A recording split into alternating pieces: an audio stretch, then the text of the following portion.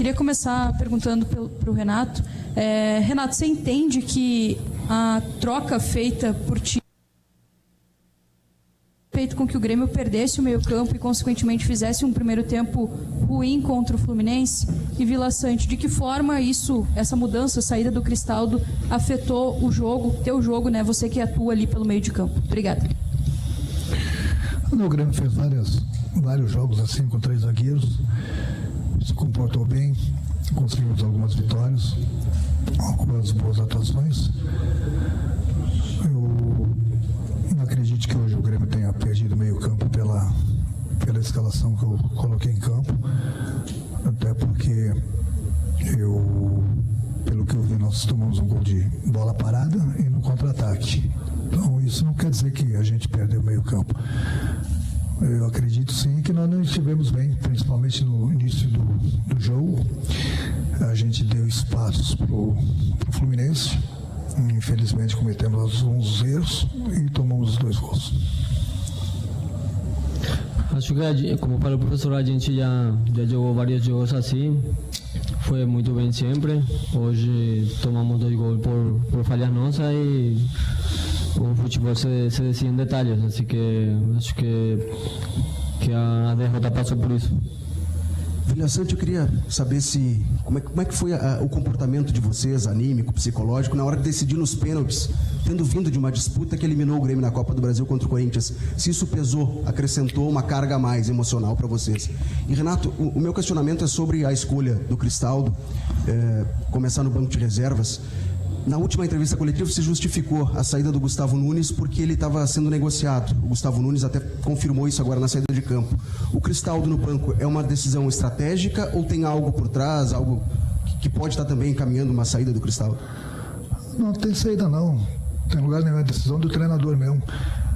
Eu falei para vocês, gente, nós jogamos alguns jogos com 3 zagueiros, nós fomos muito bem, e é só vocês entenderem que naquela época eu estava colocando o Franco como um atacante falso, justamente porque nós não tínhamos atacante de área.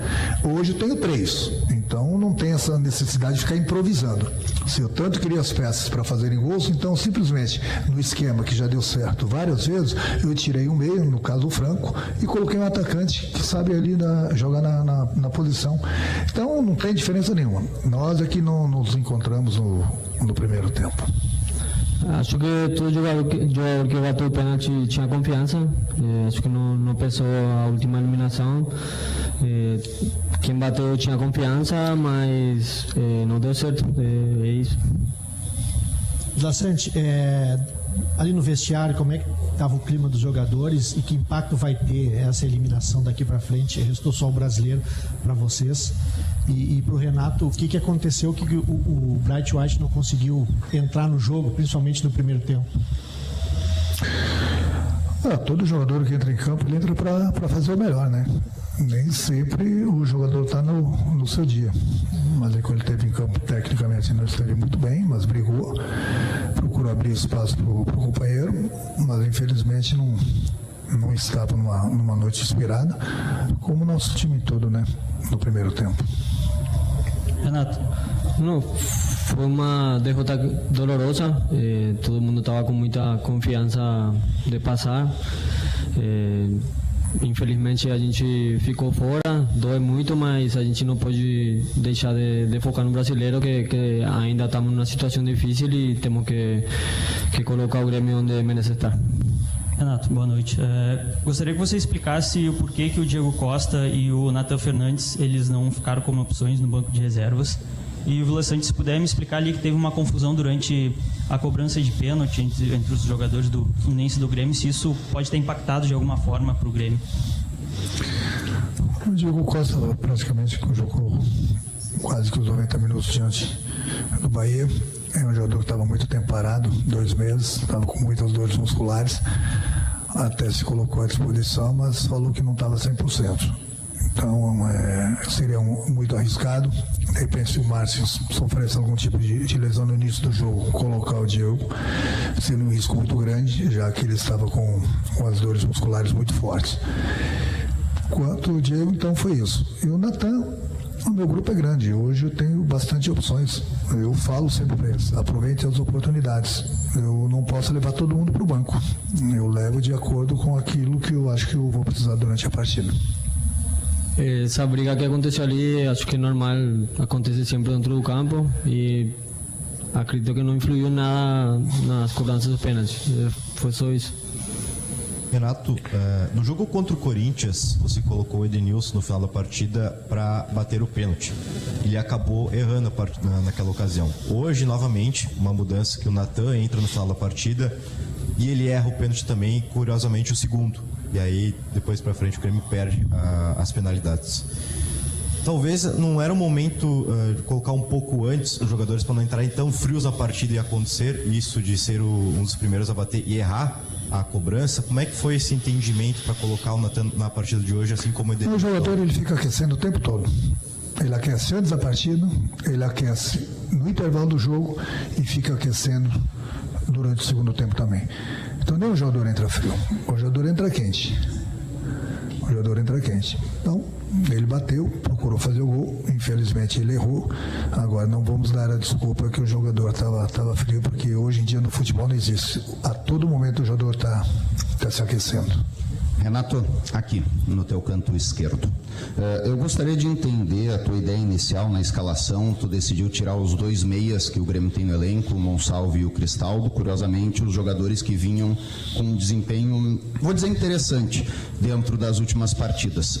O porquê dessa decisão e o porquê colocar um time, e quero te pedir desculpa pela palavra, tão acadelado no primeiro tempo, tão recuado, aceitando tanto o jogo do Fluminense, por que não jogar como o Grêmio na noite de hoje? Porque no primeiro jogo contra o Fluminense a gente jogou com dois zagueiros e a gente deu bastante espaço para o time do Fluminense, coisa que não poderia acontecer hoje. A gente tinha que ser mais malandro, essa que é a verdade, durante o primeiro tempo, porque a gente não tomássemos aqueles dois gols. Aí você fala que o Miguel e o Franco são bons jogadores e vem se apresentando bem, eu concordo com você. Aí você fala que o Soteldo e o Martin não vêm bem, então. Bom, então quantos jogadores eu coloco em campo? Tira o zagueiro. Bom, então vem no meu lugar.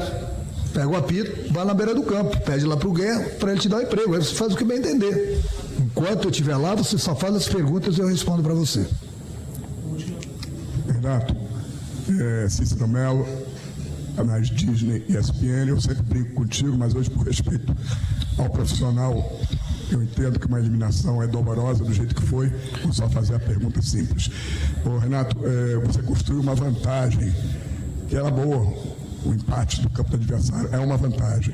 Mas você perdeu essa vantagem, seu time perdeu em menos de 27 minutos, não só perdeu a vantagem, como o Fluminense reverteu a vantagem. Eu imagino como é que é na cabeça de um treinador, jogando num estádio com 50 mil torcedores quase adversários, ter que ir para o intervalo, tendo que mudar o jogo novamente, e você conseguiu, porque o Grêmio jogou melhor, pelo segundo tempo merecia um resultado melhor, e aí a disputa vai para os pênaltis. E nos pênaltis a gente sabe que não depende mais do treinador, não depende mais de tática, depende de outros fatores, concentração, treinamento e tudo mais. Eu queria saber como é que você encara essa eliminação diante de tudo isso que eu relatei, as alternâncias durante o jogo. Boa noite. Boa noite, Cícero.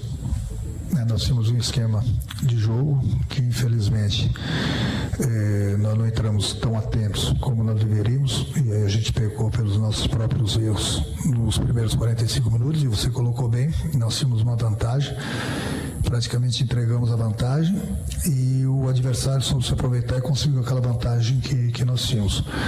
Nós acertamos algumas coisas no intervalo do jogo, melhoramos, buscamos, fizemos o gol, e infelizmente fomos para os pênaltis, e infelizmente mais uma vez nós somos eliminados.